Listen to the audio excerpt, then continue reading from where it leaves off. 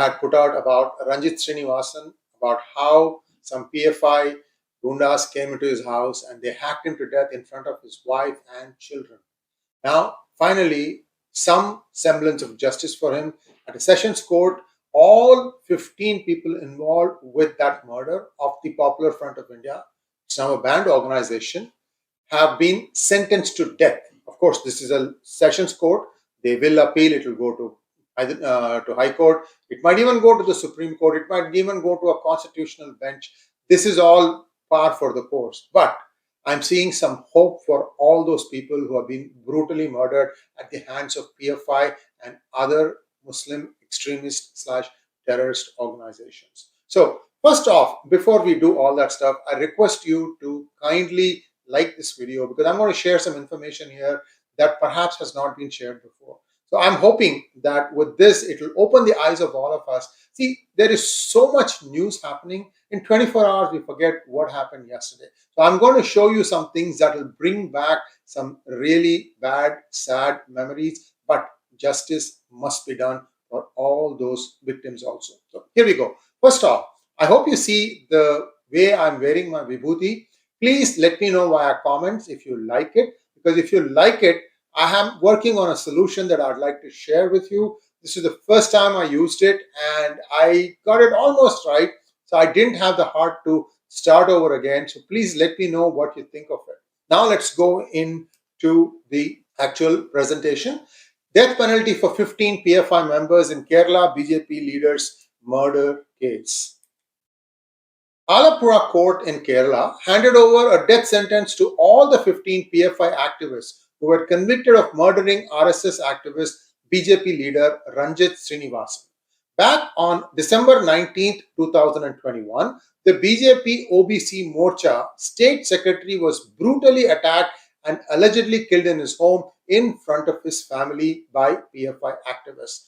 The BJP leader's murder was regarded as an act of retaliation, which was carried out in response to the murder of SDPI State Secretary K.S. Shan at Manancheri's Kupperam Junction in Kerala just the night before. So these revenge killings and things of this nature have been happening. But we always must remember who started it first. Remember, it is the habit of these Muslim extremists to first perpetrate the crime, and when the other side comes back and hits you, cry victimhood. Hamas incident on October 7th, Godhra riots, all these things. Who committed it first? Who did the first bad act? That's what we need to look at. Now, here are the 15 convicts: Naisam, Ajmal, Anup, Muhammad Aslam, Abdul Kalam, Elias Salam, blah, blah, blah. All these people are going to die if the law takes its own course, because at the lower level, they would have examined all the evidence. There is no new evidence that's going to emerge that would overturn this. That's what I'm expecting.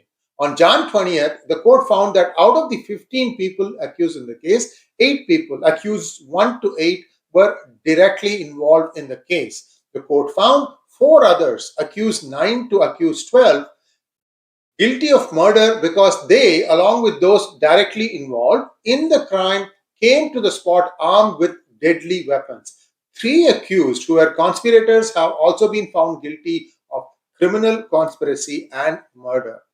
Ranjith's wife, Leisha, expressed satisfaction over the verdict. This cannot be seen as a murder. It is the rarest of rare case. My husband was brutally attacked in front of us, she said. Now, we have to remember that there is a big connection between PFI members and the police personnel in Kerala. The other problem is many of them are now ministers. In fact, the son-in-law of the chief minister, the current PWD minister, is also rumored to have been a PFI activist at one point of time, and then he definitely was in SDPI also. So these things are going to leave some raw wounds in the minds of people as to how much the Kerala government is really going to be serious about this. Now, I want us to go back and look at some of the people who lost their lives in the Nupur Sharma incident. That is Kanhaiya Lal. Then we have Kolhe.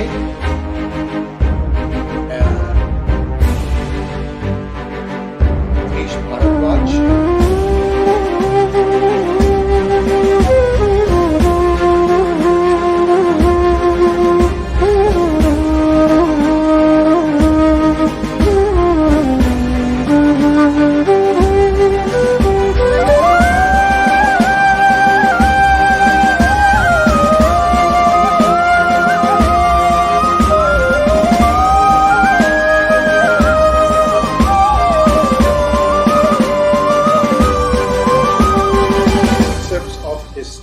And I hope that this case, again, it needs to move quickly through the courts. It can't take too long. I'm happy that in 3 years they have found them all guilty. I hope this thing moves through the courts quickly and that justice is served to all those people who have lost their lives just merely for either forwarding the tweet or retweeting it or talking about it.